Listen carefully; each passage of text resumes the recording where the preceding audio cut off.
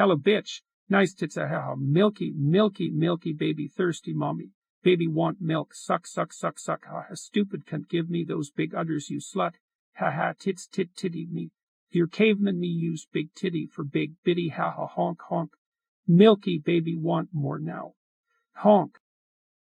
Okay, I'm Forward Synthesis, and I'm here today with Not Praxxis, and we're going to talk about an article Jordan Peterson made called I Didn't Say That, which was reacting to the algorithm which has been made, which copies his voice pretty much perfectly. And I believe you find that at NotJordanPeterson.com, right? Or is it .org? It's .com, yeah. They've temporarily taken it down because in the article there's a part where it says, as of August 23, they posted the following announcement in light of Dr. Peterson's response to the technology demonstrated by the site, which you can read here, and out of respect for Dr. Peterson, the functionality of the site will be disabled for the time being. And Jordan Peterson is not too happy about this, and he has a long article, but we're mainly reacting to the solutions he proposes. And I believe you have some things you want to say about that. Yeah, I mean, it starts with him claiming that it's hard to imagine a technology with more power to disrupt. Of course, that's a stipulation that I basically agree with. I'm pretty sure that you do too. Yeah. We can both agree that this is very disruptive technology. I think my main issue, apart from the fact that you would have to escalate, I believe, to totalitarian levels to actually prevent the proliferation of that technology, and we could get into some reasons why that's the case in a moment. But my main problem is that he doesn't seem to understand the nature of how this type of technology really is something which can't really be banned. And I think the way in which that's true has some implications that are also applicable to 3D printers as well, which is that, and this is one of the reasons why you would have to become totalitarian. For 3D printers, it's that there's really an assumption that I've heard floating around, and this is really conjecture here because I can't actually provide any examples at this very moment, but I'm pretty sure that the people listening will themselves have heard such things. The idea that 3D printers, particularly the FDM technology, which stands for fused deposition modeling, the technology where hot plastic is laid down layer by layer and the heat causes the structure of the plastic to fuse together, that's fused deposition modeling. The idea that these machines really just make dust collectors, the idea that they sort of make nice shelf items, and of course they can do that. But I would contend that that's actually short-sighted, and that even the relatively simple FDM technology is capable of making, somebody's made a 3D printed Halbach brushless DC electric motor, where obviously the windings and the magnetic part, the electromagnets are not plastic, but the basic housing, the rotor and the casing, that's as well as the cooling fan as well, that's all actually plastic. And some people have made Gear Down for What made that's a channel that does 3D printing and technology products. Gear Down for What made a 3D printed planetary gearbox that was able to haul a car out of a mud pit. Now, it did use a metal rod through the center of it to give it some torsional rigidity, but the actual binding of the gears were just plastic. So the plastic gears were really able to stand up to a lot of punishment. And then, of course, you have the implication that Cody Wilson has brought up 3D printed firearms, although at the moment FDM is still just bad enough that if you did make a 3D printed firearm, it might blow up in your own face, so that's a bit of a risk. They're getting better, though, if you check out the subreddit for Defense Distributed. Yeah. I actually haven't been on that subreddit, but I'm guessing that what you're referencing is the fact that some of the milestones have been passed and are then listed. Yeah, I mean, right now, you're building with the same material, but they're making better designs to distribute the force. So would that be better designs externally, or the internal lattice, the honeycomb structure, or would it just be a combination of those factors? Well, I I don't know specifically because obviously there's a lot of people in on this, so I just know that I've looked and I've seen that people are getting better results, and I haven't actually looked at their designs. Their methods, yeah. Like I suppose methodologically it might just be that it's computational stress testing, because Autodesk Fusion 360 CAD design has a mechanism where it can mathematically calculate where the most distribution of material would need to be in correspondence with the forces and angles. So I think it's something like that, yeah. Yeah, so that sort of technology certainly helps. But notwithstanding that, there are actually much deeper implications than firearms, much deeper than even Cody Wilson has talked about, or any of the people affiliated with Defense Distributed. I think there are implications about technologies that have the potential to really radically restructure society. And it's not just DMLS either, like direct metal laser sintering, where... And of course, that technology is absolutely amazing. I mean, what was that company that made the 1911... Solid Concepts, that was it, made the 1911 45 that took 500 rounds without any signs of cracking or wear. And of course, last year... Christian von Koenigsegg 3D printed using direct metal laser sintering technology, where metal powder is fused together with very high energy density lasers. So the actual structure of the metal, the crystalline lattice of the metal, becomes fused similar to the way that it would be during forging, because the lasers have enough energy density at that small scale to make the materials come together with that much retention of structural integrity. Christian von Koenigsegg 3D printed the turbos for the Koenigsegg Regera, which is outputting 1,500 horsepower, and the turbos are under incredible stress, and they were 3D printed working. Let that sink in for a moment. So it's not that they were 3D printed, the casings and compressor wheels for the turbos were 3D printed and then put together by mechanics and adjusted. They were 3D printed complete and then put on the car. So... Just straight away. away. From the machine to the car. From the machine to the car. So there's a very significant implication about the metal technology. But I think it even goes further than that. I think that if you look at biological 3D printers, for example, they have the capability to print organic substrates. And in fact, they use the same technology in terms of stepper motor vectoring. That's positioning in space and time with stepper motors, as FDM does, and all you're changing is the end, the part that distributes the material. Now, of course, those 3D printers are not available yet for commercial markets or in the home, but the fact is that will happen, because as people get hold of DMLS printers, they'll start making fine-tuned metallic parts that can be used for laboratory applications.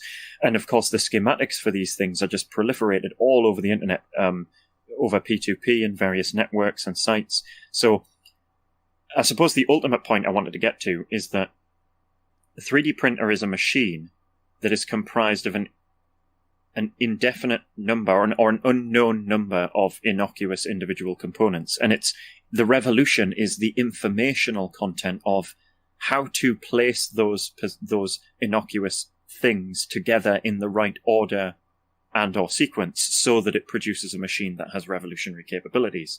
That's not something that you can actually ban. You can't put it back in the box. Once you know this knowledge, yep, you'd have to kill everyone who knew how to do exactly. Yeah, that's right. And there's no way to do that. And of course, the implication then, and I actually think this has implications for wider society, because once people can make viruses in their own home, we're heading towards the point where we've moved away from a certain S-curve. So an S-curve just models, if you have time horizontally and progress vertically, something will follow a Euler's exponent curve, kind of exponential curve at first. And then as you bump up against certain limits, you'll get a flattening, like a plateau, and it forms like an S shape. And that S-curve, we've reached the end of a mature paradigm where the news media and the general, the sort of received pronunciation society. Hello, welcome to Received Pronunciation Program. Today we'll tell you how to think. That kind of paradigm is really coming to an end. The BBC, CNN in America, that kind of paradigm. Paradigm, yeah, exactly. That kind of thing across the world is coming to an end. And the reason it's coming to an end is because it can't generate the right predictive power. And therefore, well, first of all, it can't describe the world correctly. It can't model it because the complexities that are emerging are themselves geometric patterns, where a simple way of explaining a geometric pattern is if lines between points are vectors. So you have a vector, and that's a line, and that can represent the communication of, say, the schematics for a 3D printer between you and me, or you and the audience, or one audience member and another audience member. Human communication, human-machine interface, or machine-to-machine communication protocol. And the medium doesn't actually matter. It could be goddamn smoke signals for all I care. It doesn't really matter. As long as you can represent at least two states, you can send any data given an indeterminately long period of time. And of course, there are plenty of mediums that are plenty fast, whether that's air or light or optical cable or copper cable. There are lots of different types of mediums. So that's a vector. And it's as the number of lines between points are expressed over a more distant period of time, the number of those lines and the types of relationships that can be formed expands exponentially. So you have this sort of n-dimensional specificity. So n is just an arbitrary number in a calculation. So it's like if you had an n-body calculation, it would just mean a system that involves a certain, not as of yet, not specified number of objects. Like an n-body planet system could be a planet system that produces a stable orbit, and let's say it has 100 objects in it. That would just be an n-body system. So like an n-dimensional symmetry is just like a type of symmetrical relationship where you don't necessarily know exactly how many lines are in it, but you know that there's a function, and that function is a generator function, and as the lines spread out and as time passes by, you can have more lines and you can have more relationships. So that set of relationships is growing in ways that can't be modeled by that received pronunciation paradigm. You know, what some people have called the sort of blue church paradigm. It can't really model it. It can't actually describe the world. And so if you can't describe the world properly, then you don't actually know what's going to happen. You can't actually say anything about the future. And so a lot of these machines have implications about bringing the firepower of the ability to make, say, your own virus, your own like virulent replicator, like a what's called a DNA vector. So a DNA vector would be like a virus that's changed slightly, and it's changed in a way where it can penetrate a cell and it can deliver some package, chemical or biological, into the cell, and maybe it can modify DNA, and that's called transfection in biological science. And they used to do it with Kapton rods. It used to be, you needed a hugely expensive laboratory equipment, you needed a microscope, you needed your little in vitro glass, and you needed your Kapton rod, and maybe a machine to poke the cell very slowly for you because you can't do it with your hand, and you needed a centrifuge and all this kind of thing. But now you don't. You can just have a CRISPR kit, and that's just a DNA editing enzyme, and you just make a special virus, and then you can transfect something. So somebody could maybe make that and then 3D print a large volume of it in a specific package in their own home. And we're getting to the point where it's going from being the state actor level down to being the level of an individual organization that might not even be a very rich organization, down to the point where middle-class people in their homes could do it. And people could say, well, why don't we just make laws? And this is sort of what Peterson is speaking to. Well, you can't, because, well, you could literally write the law. You could have a piece of legal documentation that had curly-whirly handwriting on it.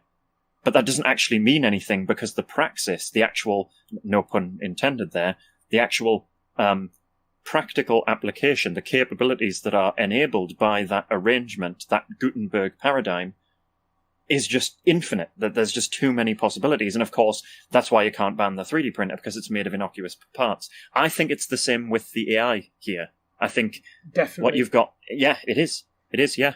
What do you think about that? Well, I think that technology is power, and power always wins. It's just a question of how it's going to be shifted about.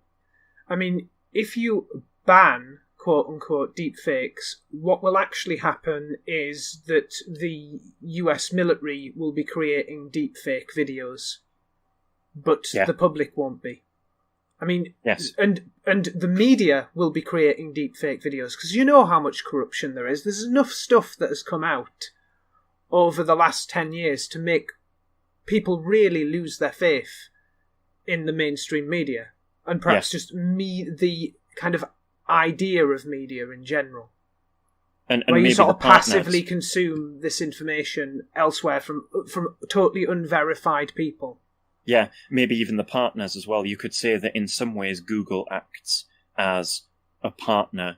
Ironically, we're using a Google product right now. So, Well, they're preparing to not let 2016 happen again when it comes to Trump, because that's something that got out of their hands.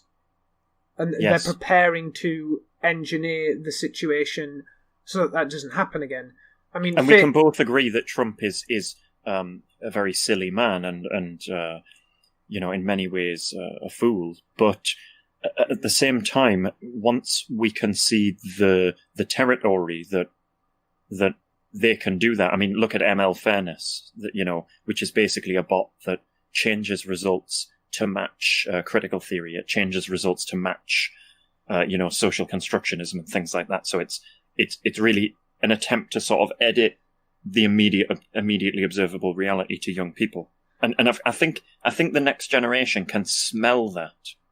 Yeah, well, I don't have the statistics on me, but I know that it's been recorded, the degree to which people have lost faith in media. Yes. Like the degree to which that has happened over the last 10 years. And I think, in a way, Peterson is sort of scared of the chaos that would break down if we didn't have the mainstream mass media. If we didn't have that, what would happen? But I think this is just the continuation of a process that's already happening. People are losing faith in the mainstream media, and at the same time we're developing a technology which means that in order to know the truth, you are going to have to network in an organic way with people you actually know and trust, and then they're going to have to play 6 degrees of Kevin Bacon to get to a citizen journalist who's actually gone out there and shot the footage. And I agree. We're seeing that with content creators who are cutting out the middlemen. They're making their own news. Yeah. Yep, I totally agree. But that's just called fake news because it's not official, and it requires people to actually think and be responsible and actually use their brain. This is sort of the idea of going from something that is an algorithm that frames things in order to move people around where some quote-unquote authoritative actors want them to be, versus more like an individually responsible structure of discernment that is more about organic discernment. It's more about authenticity. And so in some ways, I mean, I'd like to expand on that point that you made about it's the continuation of a normal process. That's true, but it's true in more ways than you might think, because in some ways, and I think this is another thing that Peterson doesn't understand, is that I used to worry the way that he did. But I've come around to a new idea recently, which is that, do you know, this actually eliminates various hate speech laws. Because what it means is that if the reality is equal to the simulation, then it means that any law that wants to, it's not so much, did you say this thing, and if you did, is it okay for you to say this thing? They won't be even able to authenticate whether or not you even said it. And what that means is that every person can say anything and then still maintain plausible deniability as to whether or not they actually said it, and thus essentially avoid any legal ramification for saying things that are not politically correct. So in some ways, it actually benefits Peterson in a way that he doesn't even realize, which is to say that it's a double-edged sword. If people can make you say things that you didn't say, the other side of the coin is that you can deny anything that you did say as well. Yeah. Which means that, I I mean, it's really, according to the audience here, it's really questionable as to whether or not we are even people. They don't know whether we're people or not. Maybe we could be adversarial networks. I mean, the only thing they're relying on is the fact that it's 2019 and they have an idea of where the technology is currently. Yes. But it's entirely possible that somebody could have scripted the video and these could be fake voices. That's correct. That could be true. It'd be kind of unnecessary since it wouldn't really fulfill much of a purpose yet. But you can see the way things are going. And I understand people's concerns about identity, and what we're talking about is quite radical, but this is kind of the direction we're going in. And as a decentralist, I'm not an anarchist. I believe in the state, but I do believe in locality and people being enabled through technology to rely on more local networks that are more accountable to them. Proximalism. Yes. I think one of the upsides of the chaos where these larger structures break down is that people will be forced to rely on more local networks. And a lot of other people complain. I don't so much complain about it. They complain about the idea of alienation and atomization. Being somebody who is quite atypical, I don't know if I'm that bothered about being atomized, but there's a lot of tradcons who fear the idea of this technology, but at the same time these traditional conservative types want to bring back the organic community, the small tight-knit village where everyone knows each other and you say hello to the Bobby in the morning when he's on his beat and he doffs his policeman's helmet. Yeah, and you say hello to the milkman and stuff. That kind of tight-knit community has its digital counterparts. And I think that when people have to rely on trusted sources, and really trusted sources, not like just slogans like Fox News, what's their slogan? It's something like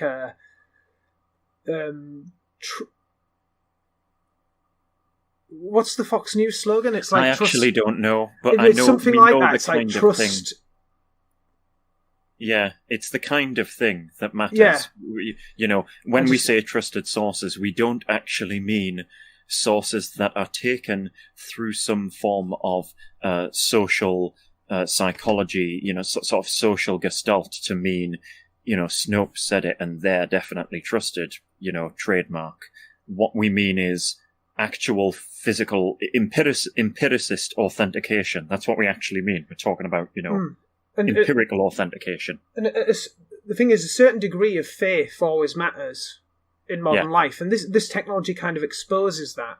Because even when you appeal to science, what you're actually doing is appealing to scientific figures. You're appealing to a scientific community that has a certain consensus. Yes, and you're also appealing to faith at the lowest level in the modus or methods that are deployed. And of course, I think that faith is obviously there are different kinds of faith, and I think that faith is ultimately more credible in terms of its corroborating structure. There's a certain symmetry that comes together and corroborates from different angles, but ultimately there is still an element of faith there. Yeah, that's it. I was just looking for the Fox News slogan. I just kind of lost it for a second, but it's not too integral to my point because it's just an example of the kind of thing. But yeah, fair and balanced, most watched, most trusted, real news. These are the slogans, real honest opinion. And the other one is we report, you decide. All these media organisations have kind of these sort of slogans like fair and balance and, most trusted and everything. Yes, so like that. I think what's going to happen, particularly with 3D printing technology and home biology, is that there's going to be an escalation of the same type of function that happened between state actors with mutually assured risk. And instead you're going to have, in some ways, a localism or proximalism of those processes where individual actors will act as benevolent and malevolent actors at a more fractal level, so that you'll have people manufacturing dangerous things and people manufacturing counteractions to those dangerous things, particularly with viruses, for example. Yeah. So there's some very chaotic and dangerous times ahead, but I think also we can bring back. I think what's going to come out of this is a return of the organic community. I think so, yes, but albeit it's more technological and perhaps more hyper-systemizing equivalent, because I think a lot of this, I mean, I don't want to undermine the credibility of both our points, because obviously I believe in the credibility of our points, although of course it's always up to the audience to decide that for themselves. But there is a certain bias that we have in that we're both hyper-systemizing people. We're both people who are perhaps, you mentioned that you're perhaps atypical. I think I am too. I think for me and you, we only really care as long as we're not so isolated that there's nobody to talk to. I mean, me and you would be quite happy, it just being me, you, and one other close friend of ours, really against the whole world if we could get away with it. We're not really people who are particularly concerned about some larger social gestalt, or some and that like doesn't mean we're not concerned about the well-being of people. It's just we're not concerned about the maintenance of specific large-scale communities, especially when we feel that they're false communities anyway. There's not really a sense of community between everyone in a city. A city is just an economic engine, and it dumps people into it, and they do their shit, and they live in the city, and yeah, they have fun, and they go to nightclubs and stuff, but they build their own communities out of the people they meet and make friends with. But the idea that you can take any one person in the city and that's your kinsman, that's not the case.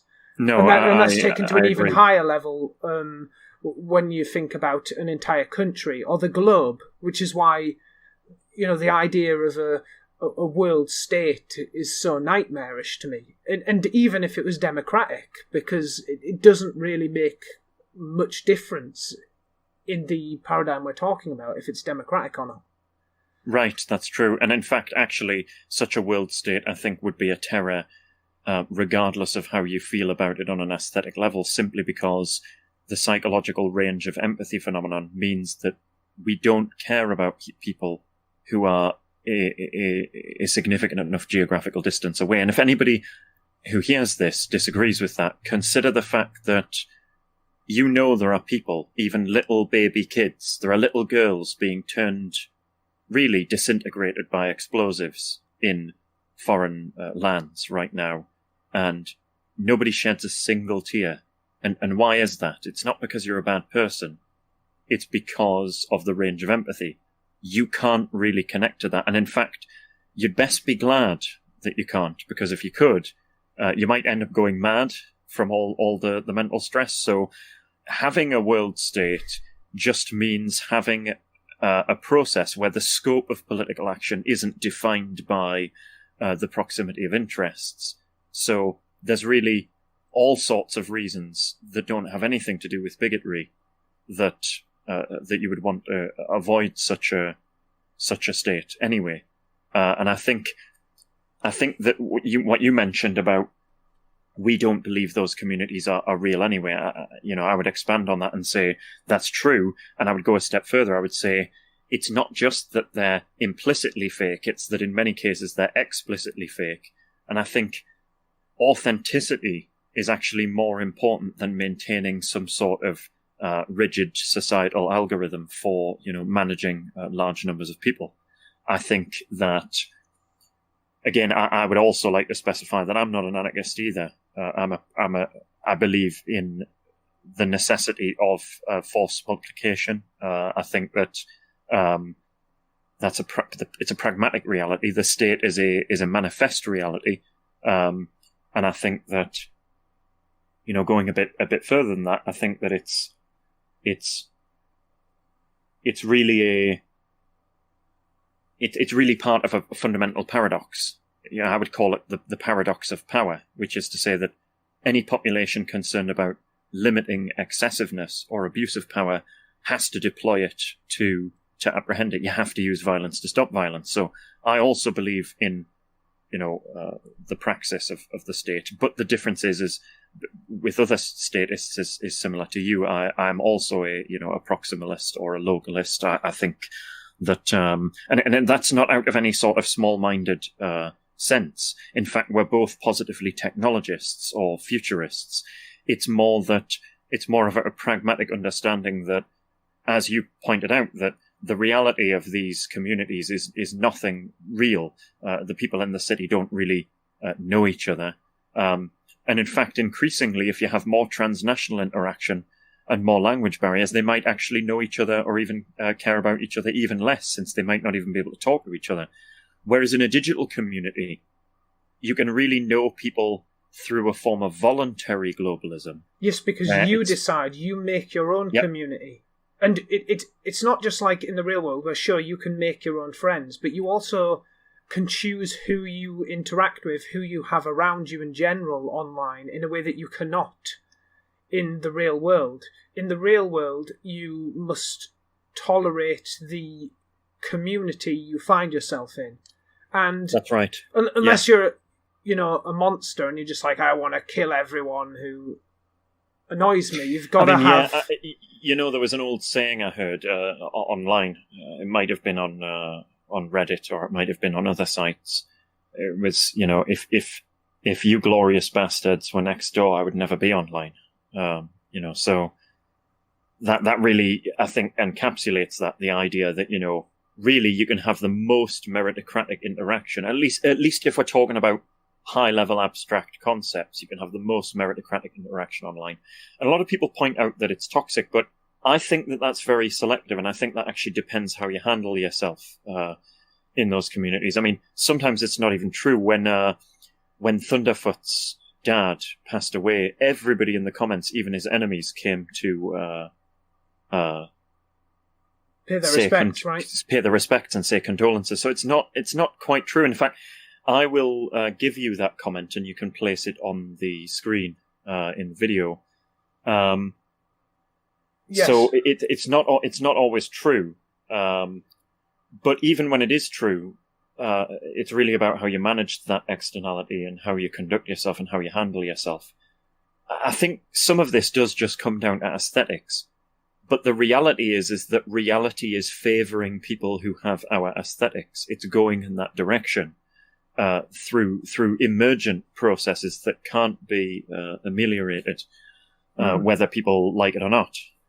I'm definitely, although I'm not an anarchist, I'm definitely someone who believes in the libertarian idea of people forming their own communities that match the type of person that they fundamentally are. Yeah. And I think I just don't necessarily believe that the same things are... there's not a one-to-one relationship between the things I believe to actually be true about reality and the things the average libertarian believes to be true about reality. Yes. That's not a one-to-one relationship, though fundamentally I share something that is not totally dissimilar to their end goals. Yes. And... yeah. It's interesting that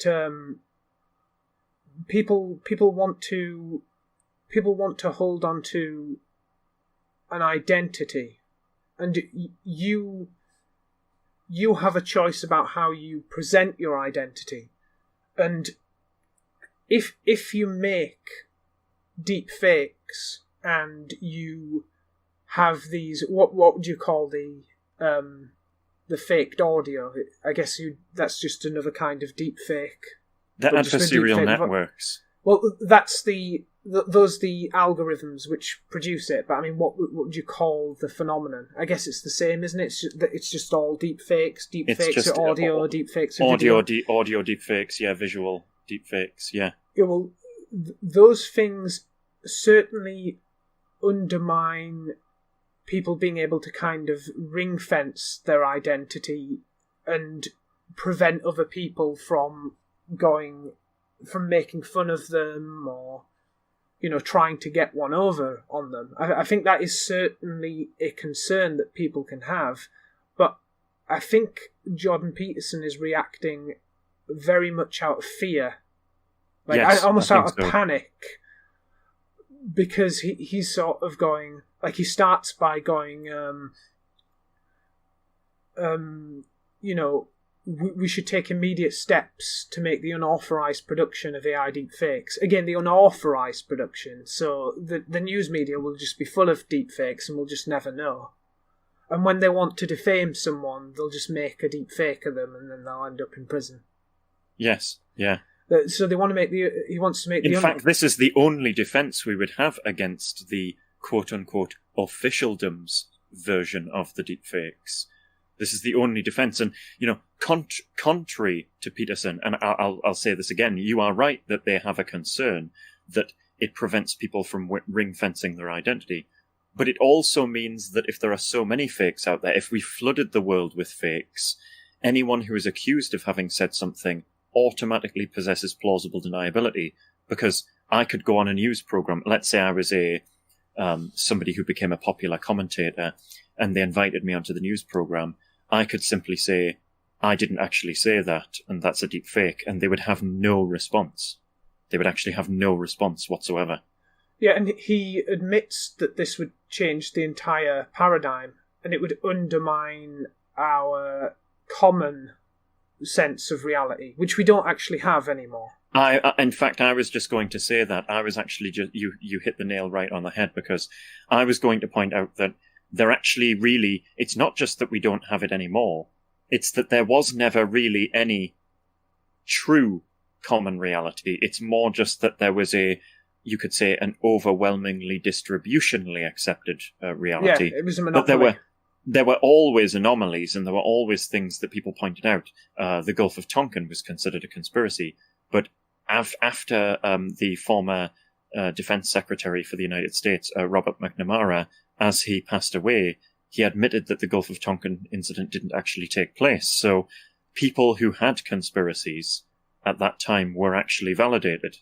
Yes, and I want to be clear here, we're not making some kind of postmodern point of, there is no real reality. There is an objective reality governed by the laws of physics, but the problem is that people have to be able to discover what that reality is. And that's my point too, by the way. I'm also not saying that making I said we, yeah.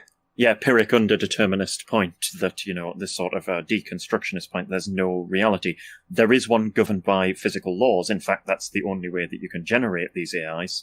It's just that the way that people play into that reality and how they interact with it is the thing that was never truly common. Yeah, you can't rely anymore on all of the middlemen between you and reality. And that's taxing. That requires a lot of responsibility. But that's going to be the way it is now.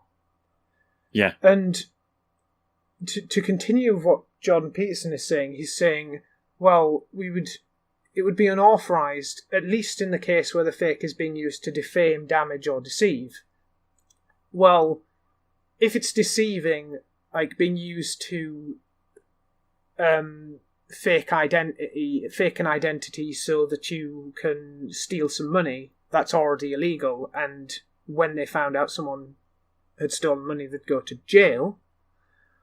And if it was defamation, well, defamation is already one of those areas of the law that sits uneasily with free speech. So, okay, you can have your little area for it, but I want it to not expand any further. Defamation is quite tricky, and it doesn't sit easily with freedom of speech. I mean, I'm not a lawyer. And when we say freedom of speech, we mean specifically that no combination of concepts composed together would be illegal all in and unto themselves. That's what we mean. Yes, and I've made a video going into this very extensively. That's on my channel too. And the third criterion there is just damage. It's like a vague damage, like maybe your feelings got hurt that people were putting you in rap videos or something. Yes, I've never subscribed to the concept of damages through interpretive jurisprudence, the idea that somebody can just be vaguely damaged on an emotional level. I find that concept to be really an escalation of a reprehensible variation of legalism that I never really wanted to exist anyway. So if these changes undermine that, then as far as I'm concerned, that's actually positive. Oh no, we're not going to set on fire anymore. Guys, we need to stop this. We're not going to spontaneously combust anymore. No. Yeah, exactly, yeah. So, yeah, I think the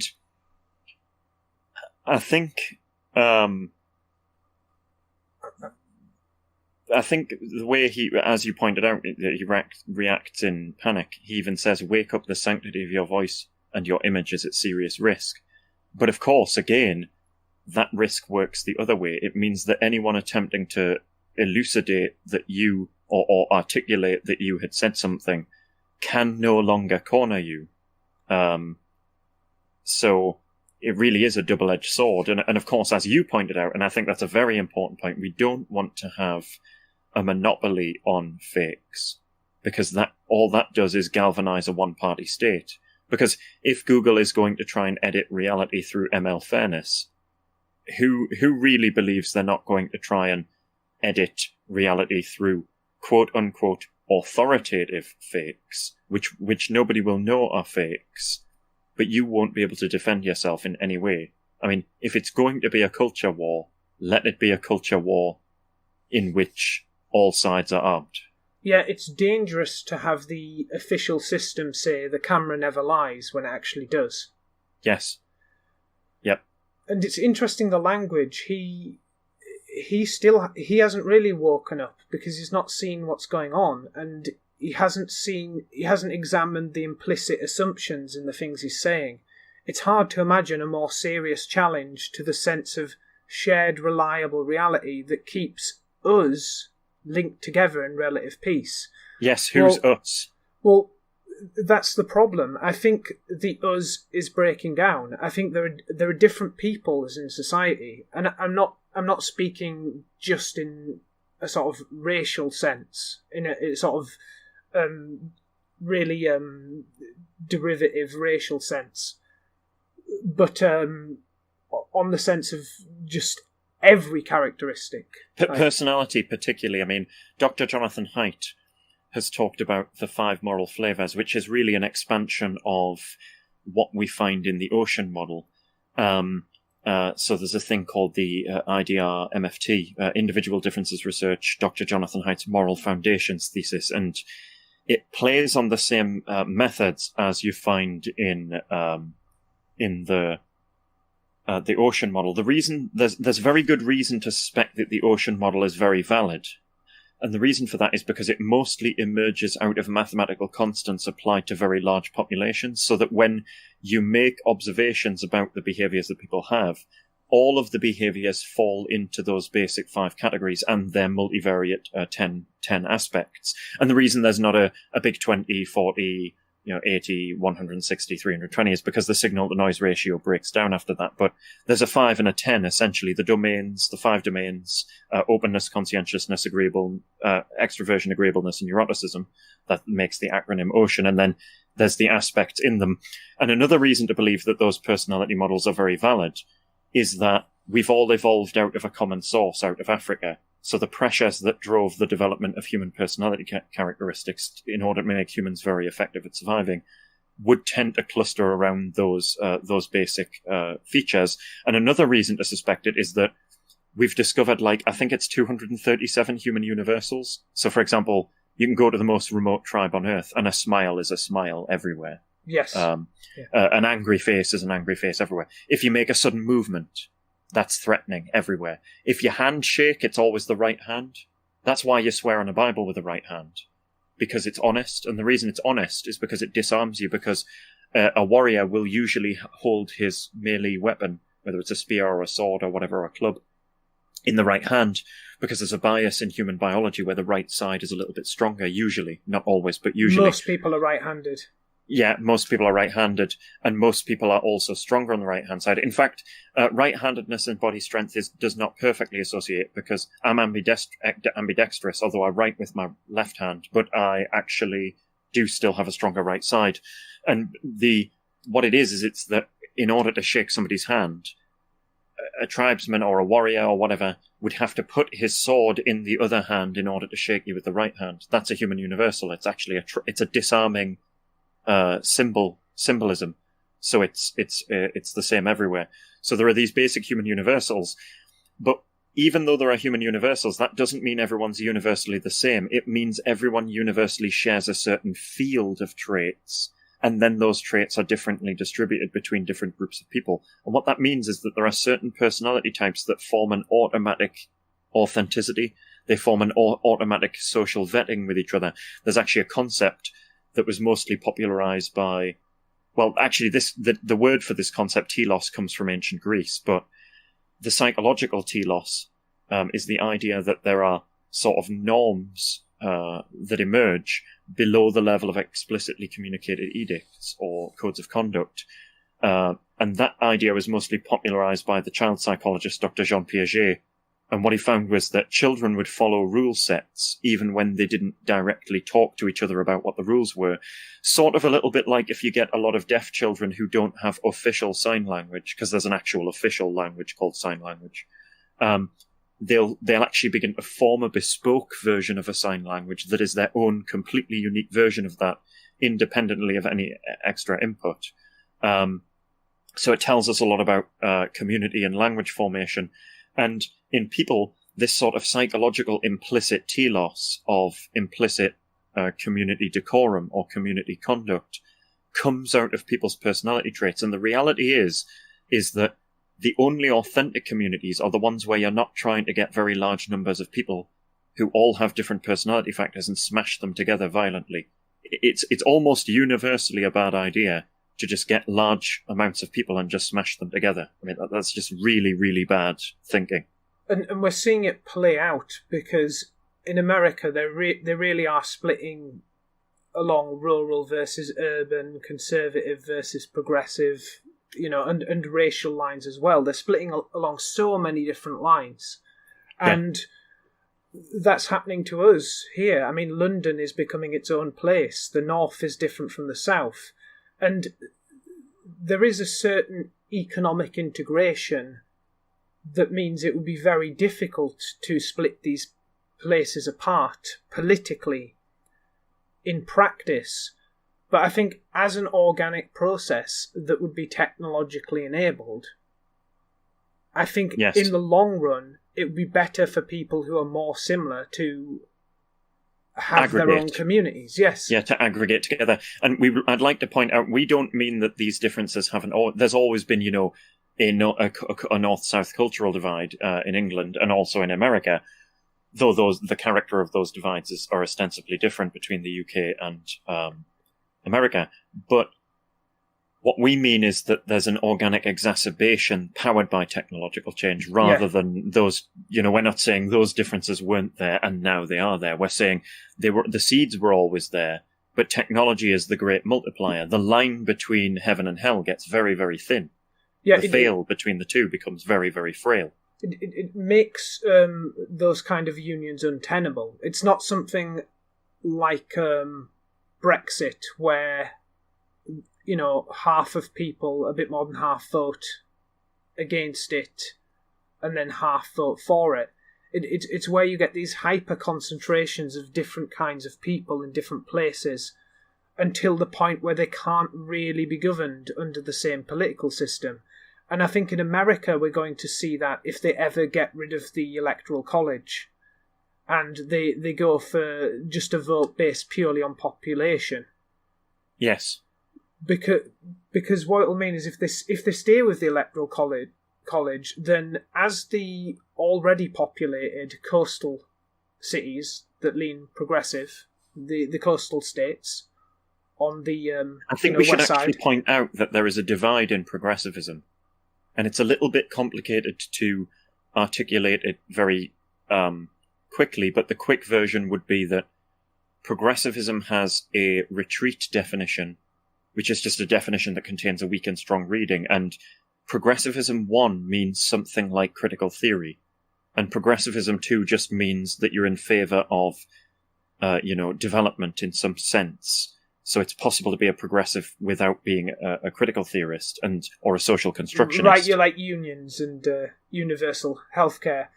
I think the two are politically glommed together in a way that will continue and accelerate. It's just that in principle, on the ideological level, they are separable. Yes. But well, there are a lot of these people who are leaving. They're actually leaving progressivism, not because they're not progressive, but it's like what happened to Dr. Brett Weinstein. He's sort of like, I am a progressive, but I don't agree with insanity. So they get kicked out. And ostensibly that process is actually somewhat deleterious to the progressive left, because that keeps happening and it acts as a sort of filter until eventually you're left with people who aren't very tenable themselves.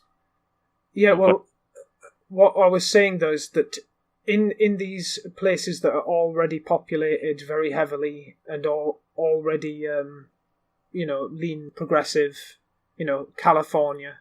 Populated with those kinds of people, yes. Yeah, at a certain point, as they become more populated, and the relative population compared to what they would call the flyover states, red states, basically, as their population becomes greater and greater, the red states will have greater relative power in elections because of the Electoral College, regardless of whether they would actually win or not, because that bases it on, and the fact that you've got, that bases it on states, and then of course you have the Senate, don't you? You have the Senate versus the House of Representatives, right? I am the Senate. Yeah. And yes, that's correct. Yeah, that's the separation of powers. Yeah, unless I'm just totally blanking and mixing things up. But basically, one is based on the population, and then in the other house, the senators you get a certain number of senators based on being a state. Yes. And this means that the states with lower population get a certain number of senators regardless of, the amount of people that are there. So each person in that state gets more representation versus... Yes, well, that's one of the deleterious disadvantages to democracy, which is that the more people that believe that it's valuable, the less valuable it actually is, because it's rivalrous. So, yeah, and of course, that's there for a good reason, because then otherwise you would just have all the really populated states just voting in every president, and there would just be no way for states out in the rural areas that aren't as populated to have a voice. But it does mean that the states that are populated with Democrats are going to get angrier and angrier at the rural states. And they're already talking about getting rid of the Electoral College, but of course that will mean exactly what I've just said, that the red states won't get a look in. The conservative-leaning states just won't get a look in at all. And it really comes to a point where there's no way to make that system work anymore. It's almost which is an example of the escalation of separation along different personality lines. Yeah. So apart from that, he's saying all these things with these implicit assumptions that aren't really being interrogated enough. And I also think that when he's talking about identity, I mean, we've talked about the fact that eventually the paradigm is going to change. The paradigm we're going into is going to be so radically different that even though we would go through a period of chaos where people could say, hey, you said that because of this deep fake video, and they could accuse you, but we'll get to a stage where everyone is conscious of deep fakes, so nobody can say that and be credible. That's right. In fact, we'll get to a point where people are so conscious of deepfakes that nobody will be able to hold you. In some ways, they won't even be able to hold you to a statement which you did make in some ways. Yeah. And that obviously has a disadvantage, but it also has, I think, a much larger advantage of making things only about ideas. It means that it isn't about people being able to use a kind of social psychological monkeyness where they can say, well, you said this and that means you're a bad person, and to draw up these implications of people violating the social harmony. It means that fake harmony culture won't be able to survive, par the course of the fact that harmony culture in general will be less likely to survive. And it means that only ideas, well, okay, I probably didn't say that, but is what is being said by that voice that sounds like me incorrect? It will make things literally only about ideas. Yes, the identity will be abstracted. People will still have identities on an interpersonal level. Yep. But, I mean, he's right when he says, why should we not assume that the noise-to-signal ratio will creep so high that all political and economic information disseminated broadly will be rendered completely untrustworthy, as long as you make sure to really underline that word broadly. Because yes, the stuff that's broadly distributed will be untrustworthy, but that again, that only comes back to your point that we would just have vetting at a more extreme vetting is the future. Progressives are wrong. Nationalism and extreme vetting is the future. Yes. And I mean, you could be very, what's the word? You could kind of put nationalism in a box and say, only this formation of a nation is valid because it's traditional. But I think perhaps you could even use a different word if you didn't want the baggage. I'm fine to use that word. But if you wanted to explain it to people, it would be a word that expresses the fact that the future is communitarian in some sense. Yes, even if it's a highly systemizing technological and digital voluntary communitarianism, it's still communitarian. Yeah. Yeah, and I think we're going to sort of close off soon, but I just wanted to say that on my channel, I've spent a lot of time talking about AI and how in the future, ultimately, human beings are not going to be the same. Where, the worst case scenario is the robot apocalypse where we're all killed. But I think in some sense we will be obsoleted one day. Even if people are voluntarily able to choose, whether they go the transhuman route. And that might be very far off, but I don't believe, based on the evidence I've seen so far, that that's going to be 1,000 years away. And so when he talks about the integrity of identity, I think that has to come into it too, because this is kind of the digital beginnings of that, as a counterpart to the physical beginnings of that. And, my problem with something like the transgender movement isn't that they are trans. It's literally just that it doesn't really work. Like, for example, transgender therapy isn't good enough yet. Right, it's not so much that somebody wants the capability to transform into a separate expression of a form that is an already known form. It's more just that the practical capability to do that is simply not yet applicable. And also there is the other side where there's a lot more to there's it. Also the fake categories thing where it's gets into non-binary shit where it doesn't even really make sense, and they're asking you to conform to something legally that they only have in their head. Right, yes. Legal headcanon, I suppose you would call it. Yeah, and then there's the stuff where these surgeries that don't really work all that well, and this hormone therapy that has very bad effects, they then want to allow children who are below the age of responsibility for most other things to be able to undergo these things. But Right. that's a sort of technical and moral barrier that that will be crossed. I think I would like to say something about identity, though. I do think there is a sense in which there is a concern that is somewhat valid, but I think it's something that's very, very difficult to imagine that you would be able to control. But there is a sense in which you could say, well, eventually there's a point where the qualia in your head makes you value certain aesthetics. So you might be concerned about the removal of those aesthetics by new transformative forms, or however you'd like to put that.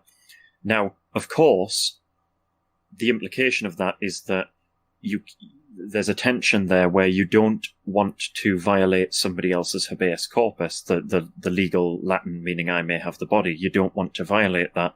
And so any attempt to try and regulate that potentially has the implication that you might have to remotely control other people. And of course, that becomes very dubious in terms of positive rights, although we do already do that to a certain extent. But of course, the extent to which we do that is in some ways mired by the limitations which are already technologically inherent. So as the technology which would make that more trivially easy to do, it would get harder to regulate how people could change themselves.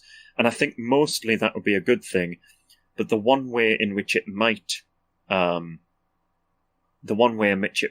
people, although then of course you might just get more communities that split again and decide to value this as a matter of freedom of choice.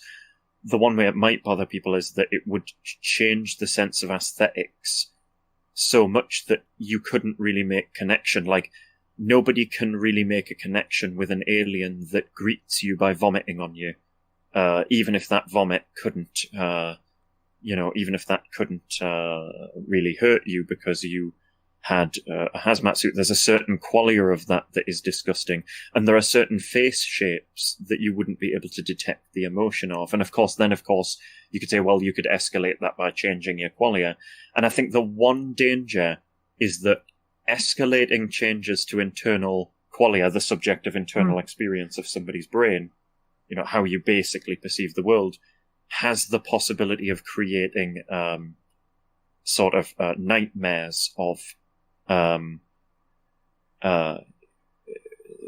nightmares of delusion, or nightmares of I'm not sure what you would call it, but it's a little bit like the dilemma where you put somebody in a vat and you promise to make them feel only pleasure, but there's a sort of utilitarian paperclip maximizer nightmare that can come out of that. Hedonism, the sort of wireheading is what it's called. Wireheading is the term for it. That kind of hedonistic thought experiment. It's kind of unsettling because you don't just want to experience pleasure. You want the idea that you're actually doing things that you have placed value on based on their actual structure. Context and structure, yes, that's right. And so there is a possibility that escalating changes to qualia, some malicious actor could sort of give you the qualia of a psychological spider and glitch your brain and kind of keep it there. And so there are some sort of, abominations. There would be laws against that, I think. But more importantly, I think, than there being laws against that, I think there would be ways to protect against that. There would be people who would make practical technological solutions to, just like really computers are an arms race, computers and viruses and security. It's always this sort of arms race that broadly works, even though there's always transformation. It broadly does keep up to speed and broadly, even though hackers can certainly be a very main annoyance. Well, I think that I personally, it's not going to happen, but I think we should get away from this idea that everything that's technological and computerized should be connected to the internet. Yes, I agree, yeah. I mean, if you have an AI, it doesn't need to be connected to the internet. Just let it browse the internet, like we do. Like, if you're upgraded, let's say you're a transhuman, it's 2350, the cyberpunk future of 2350. Do you really want the internet directly linked to your brain so you can download files that change the root files of your brain? No thanks. Right. At some level, it's actually better to be able to bash on a keyboard or it'll be a touch screen even for a desktop computer, I suppose. I think it won't. I think, maybe computers, the tactility of typing is perhaps better. Maybe that's just what you or me prefer.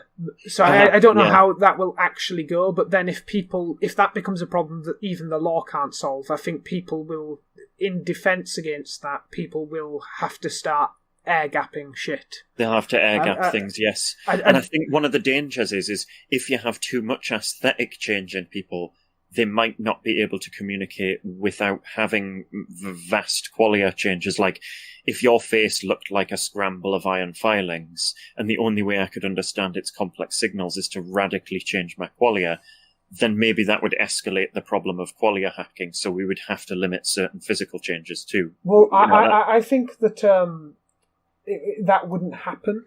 I think the number of people who would want to do that would be a marginalised minority, kind of like the freaks who want to be cat people today. I suppose so. I'm just saying perhaps it might be an idea to guard against the possibility of very freakish things trying to have coups against non-freakish things. I mean, we have had some examples of that in history. Cults and things, and... I agree that that's probably not necessarily likely, but perhaps having some guards on the side is not entirely a bad it's not. idea. But a lot of the dangers here are like specific things that would be addressed with very specific laws, yes. to the extent, and if it can't work for a law, very specific countermeasures. Yeah, countermeasures, yes. Because I think the real thing here, and we're going to close out in a short while, the real problem with what Jordan Peterson is saying is it just won't work, because he's essentially saying that your identity is like an intellectual property. And there's been so much money and so many laws, so much money put into it, and so many laws written to try and fight the battle for intellectual property on the internet. These massive corporations trying to prevent people from downloading pirated media. And if you do get caught, it's really punitive, but they're just not very good at doing it. So many people do it, they can't prosecute all those people. It's untenable. And I think if you wanted to do the same with deep fakes, especially when they're down to the amateur level now, I mean, what if it gets to the level where it's a program and it's already got pre-primed algorithms in that have already been trained on the data sets, and you just it's like some kind of those sounding boards people use to fake telephone it's like an adversarial network equivalent of the same soundboard that somebody used to prank call somebody with Duke Nukem's voice. I'll pick but instead of saying blow it out your ass, instead it says something in somebody's voice, and it's even dynamic and you can type things in. I mean, we're kind of at that level. I mean, NotJordanPeterson.com was essentially a text-to-speech sounding board. But imagine you've downloaded it. You've downloaded. Right, so you've got local database access, so that you don't have to be dependent on that. Yeah, and I'm saying it's to the level where you didn't even need to even download the sort of know anything about the algorithm or even train it, because obviously they trained it on the data as well as even if they copied the basic algorithm, the algorithm designed from elsewhere. They trained it on that data. To get down to a level where it's not even like amateur coders and stuff, it's literally just plebs who download the program and press Jordan Peterson, type in this, or Arnold Schwarzenegger and type in this. Yes. Down to that level, that will happen. And I've mentioned before that with deep fakes, this is basically going to destroy the movie industry, which in my view is awesome. But, and I mean, there is a history and a legacy there that we can look back, but we can have nostalgia for the history without wanting to continue its corrupted form. Right, And I think agree, it will be impossible to continue it as well. And what is amazing, I think that's awesome too, because soon you're going to have complete amateurs making whole movies with any actor they want on their desktop, and it means that fans can make out their own ideal headcanon of how Star Wars went, or their own ideal headcanon for what Indiana Jones 4 would have actually been like, it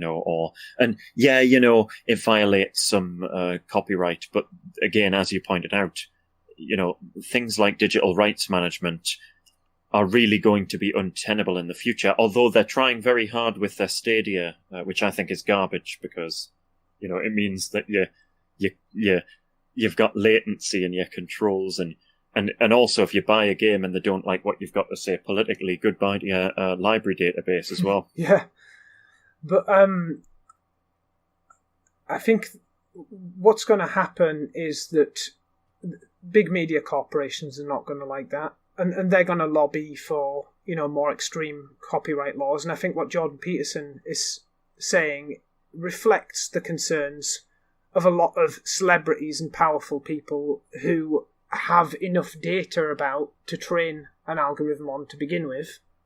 Yeah. And I think a law like what Jordan Peterson is alluding to will be passed, but I don't think it's going to work, and they would have to get much, much more totalitarian than the current level of intellectual property enforcement to actually make this work. They would have to be constantly monitoring everyone's computers and stuff, because by the time... They might even have to be monitoring the people themselves. I mean, it could end up...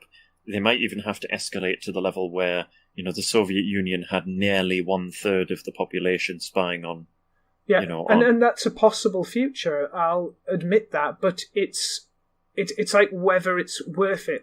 There are downsides to this stuff, but I think the downsides of trying to fight it in the way he's talking about are much worse. And honestly, there'll come algorithms that are able to tell deepfakes apart from the real thing that a human can't. Of course, eventually we both know they'll lose, because eventually that arms race will be won by the fakes, because to detect it, you'll have to have more frames, and the fakes will just be able to escalate that more than the detection systems will. Yeah, well, I mean, we could end up with video that has way, way more frames than is necessary for humans to extend this, and I think that is a way that if you wanted to fight it, you could insist in an official sense of having, for as long as you can. And that is one way to do it without fucking everyone else over. Of course, the data sizes for videos are going to get very big. But maybe only courts and stuff will have to hold on to these videos. True. Maybe that is one way to keep the safe and secure society that Jordan Peterson wants going. Yeah. Maybe that's the only way to... Or perhaps there is no way, and this stuff will just come out of the box. And in fact, even if we tried to escalate to a Soviet-style society with 1/3 of the population spying on the other, you still wouldn't be able to catch everybody. Somebody really could dig a fucking mud pit in the ground and cover it over and literally have a battery-powered 3D printer outside 3D printing guns. They could do that. That would be like the Viet Cong equivalent of a 3D printer factory, and it could actually happen. Yeah, so I don't see him winning this one. I think it's very likely that a law will be passed, but I don't think it will be effective.